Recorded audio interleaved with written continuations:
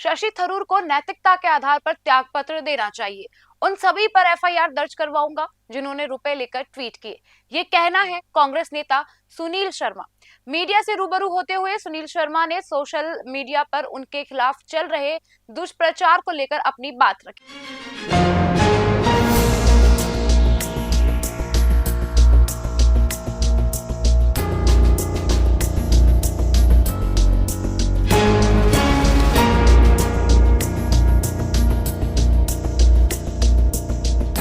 लोकसभा चुनाव में जयपुर सीट पर पूर्व में घोषित कांग्रेस प्रत्याशी सुनील शर्मा ने मंगलवार को टिकट बदले जाने की स्थितियों पर मीडिया से बातचीत की। उन्होंने कहा कि मुझे टिकट सर्वसम्मति से दिया गया था। कांग्रेस के बड़े नेताओं के आग्रह पर ही मैंने चुनाव लड़ने पर स्वीकृति दी थी, लेकिन इसके बाद ही कांग्रेस में एक लॉबी जिसकी खुद की प्रतिबद्धता सवालों के घेरे में रही है, वो सक्रिय हो गई और उन्होंने अनावश्यक और अनर्गल आरोप लगाए जिनका कोई वास्तविक आधार ही नहीं था। अगर मेरी प्रतिबद्धता संदिग्ध थी तो कांग्रेस लगातार, जब सत्ता में नहीं होती, देखिए सत्ता के टाइम हर आदमी दरवाजा खोल देता है। जब कांग्रेस राज्य में भी सत्ता में नहीं होती है, केंद्र में भी सत्ता में नहीं होती है, उस टाइम हर बार, भले ही सीपी जोशी का टाइम हो, भले ही वो सचिन पायलट साहब का टाइम हो, हर बार कांग्रेस का इलेक्टोरल कैंपेन ज्ञान विहार यूनिवर्सिटी से, जिसका मैं चेयरमैन हूं, वहां से हुआ है। अब यहां एक प्रश्न उठता है कि मेरी इन सब प्रतिबद्धताओं, और इसके अलावा लास्ट पार्लियामेंट के टाइम भी अगर आपको ध्यान होगा, जब लास्ट पार्लियामेंट का इलेक्शन था तो सारे 200 एमएलए का स्ट्रेटाइजेशन, आप में से भी बहुत लोग वहां पे पधारे होंगे, सारे 200 एमएलए वहीं बुलाए गए थे। क्योंकि कारण एक है, कांग्रेस और कांग्रेस का जो दर्शन है, विशेषकर गांधी और नेहरू का जो दर्शन है, वो मेरी रगों में है। मुझे लगता है कि मैं उसके लिए बनाऊं, मैं उस दर्शन को हर जगह लेके जाऊंगा। अब यहां मैं आपको फिर बता देना चाहता हूं, जिस चीज से मुझे जोड़ा जा रहा था, मैं उसके ऊपर भी आपको खुलासा करना चाहता हूं, और मैं फिर षड्यंत्र पे आऊंगा उसके बाद कि कैसे आपके बड़े बड़े नेता और पत्रकार पैसे लेके ट्वीट करते हैं और कैसे मैं एक षड्यंत्र का शिकार हुआ, मैं उसके ऊपर भी आऊंगा उसके बाद। मगर पहले मैं वापस पीछे आना चाहूंगा कि इस पूरे जो प्रकरण में मैं आपको बताना चाहूंगा कि मैं रियल सेंस में चुनाव नहीं लड़ना चाहता था, सबको पता है। मुझे सारे पार्टी के नेताओं ने एक मत होकर कहा कि मुझे चुनाव लड़ना चाहिए, मैंने चुनाव लड़ने का निर्णय भी लिया। मगर इसी बीच एक इश्यू बना दिया गया। अब यहां आप अच्छी तरह समझ लीजिएगा कि जिस व्यक्ति से मेरा एसोसिएशन बताया जा रहा है, वो व्यक्ति कुछ दिन पहले राजस्थान भारतीय प्रशासनिक सेवा के अधिकारी थे 2021-22 तक। तो 22 तक वो यहाँ के अधिकारी थे, और आप में से अधिकांश लोगों को पता होगा कि वो एक क्रिकेट एसोसिएशन के सेक्रेटरी भी थे। तो जब राजस्थान कांग्रेस के बहुत बड़े नेता जो यूपीए के अंदर मंत्री हैं, वो उनके साथ एज ए सेक्रेटरी काम कर सकते हैं, चुने हुए सेक्रेटरी, उनके ग्रुप के सेक्रेटरी, और कांग्रेस के उसमें बड़ी मात्रा में विधायक भी उसमें जुड़े हुए थे। तो जब वो सब लोग उनसे उनकी मित्रता थी, तो जाहिर सी बात है उस टाइम वो कांग्रेस खेमे के अधिकारी समझे जाते थे। तो जाहिर सी बात है, कांग्रेस खेमे के अगर कोई भी अधिकारी होंगे तो उससे मित्रता होना बहुत एक लाजमी है। तो उस टाइम हुआ ये कि उन्होंने एक चैरिटी स्टार्ट की, एक चैरिटेबल एक ऑर्गेनाइजेशन स्टार्ट किया जो सेक्शन 8 की कंपनी है, और ये 2016 की बात है।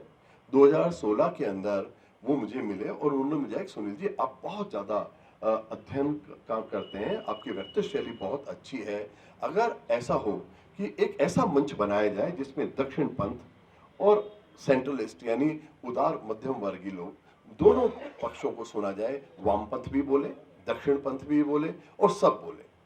मुझे ये आइडिया इन अ वे उतना बुरा नहीं लगा, मुझे लगा कि मैं जाऊंगा और अपनी बात कह के आऊंगा। हमारी चैरिटेबल ऑर्गेनाइजेशन था। उसके बाद जब रिटायर हो गए तो उन्होंने एक दूसरी लाइन पकड़ ली, अडॉप्ट कर ली। मगर अब यहाँ प्रश्न एक है कि पहली बात तो मैं उसके लिए रिस्पॉन्सिबल नहीं हूं, उन्होंने कोई भी लाइन पकड़ी हो, और दूसरी बात जब उन्होंने लाइन पकड़ी तो उन्होंने जो कंपनी बनाई उस कंपनी से मेरा कभी भी कोई वास्ता नहीं रहा। दो चीजों को गड़बड़ करके राज्य के अंदर जो एक हमारे यहाँ इनसाइड जो एक कॉन्फ्लिक्ट था, कुछ लोग चाहते थे, कुछ लोग हो सकता है कुछ नहीं भी चाहते हो, कुछ मन से उनको समस्या हो। उन्होंने एक षड्यंत्र रचा और षड्यंत्र रच के जिस व्यक्ति ने पूरी जिंदगी नेहरू और गांधी के इस दर्शन को लोगों तक पहुंचाने की चेष्टा की, भरसक प्रयास किया, उस व्यक्ति को डॉक में खड़ा कर दिया। शर्मा ने कहा कि 1938 से कांग्रेस के लिए संघर्ष करने वाले परिवार की प्रतिबद्धता पर सवाल उठाए गए। यहां तक कि केरल से लोकसभा के एक कांग्रेस प्रत्याशी शशि थरूर, जिन्होंने आरोप लगाए वे स्वयं ही जयपुर डायलॉग से बिजनेस क्लास सुविधाओं की मांग कर रहे थे और कार्यक्रमों में आने की अनुमति दे रहे थे। इसकी पूरी जानकारी अब मीडिया और ट्विटर पर उपलब्ध है, जिसका थरूर ने कोई जवाब नहीं दिया। शर्मा ने कहा कि जहां तक मेरा सवाल है, मेरा जयपुर डायलॉग से कोई भी लेने देना नहीं है। मैंने कई बार कागजों के साथ सार्वजनिक मंचों पर रखकर अपनी स्थिति को साफ किया है। मैं लड़ूंगा और सब लोगों को ये बात बताऊंगा कि वो लोग जो पैसे लेके ट्वीट करते हैं, कम से कम पार्टी को उनके वशीभूत नहीं होना चाहिए। कुछ लोगों के खिलाफ जिन्होंने मेरे खिलाफ असत्य जो ट्वीट्स किए हैं, मैं उनके खिलाफ FIR भी दर्ज करा रहा हूँ, क्योंकि ऐसे जो लोग हैं जिन्होंने मेरे को जाने बिना केवल पैसों के दम पे, क्योंकि कुछ लोगों ने 30,000 रुपए लेके मेरे खिलाफ ट्वीट किए और कुछ लोगों ने 60,000 रुपए लेके मेरे खिलाफ ट्वीट किए हैं। लगभग 1 करोड़ रुपया इस पूरे कैंपेन पे खर्च किया गया है, जो पिछले पूरे 3 दिन तक जो नेशनल ट्रेंड किया।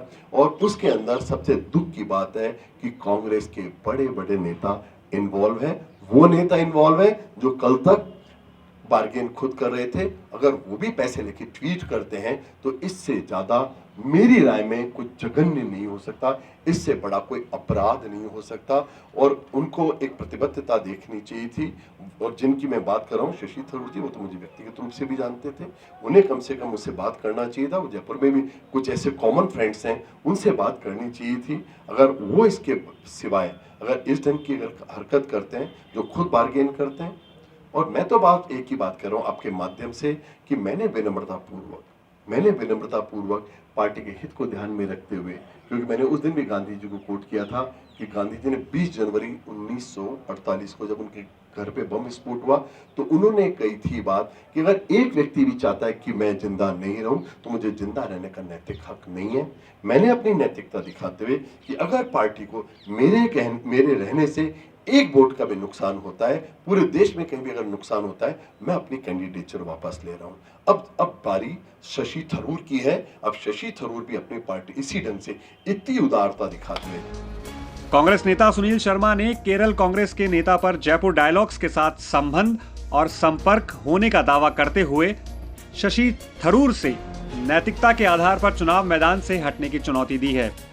शर्मा ने आरोप लगाया कि कांग्रेस के कुछ धार्मिक अतिवादियों, अति वामपंथी नेताओं, कुछ तथाकथित सोशल मीडिया इन्फ्लुएंसर्स और कथित पत्रकारों ने एक लॉबी से पैसा लेकर मेरे खिलाफ झूठे और बेबुनियाद ट्वीट कर दुष्प्रचार फैलाया।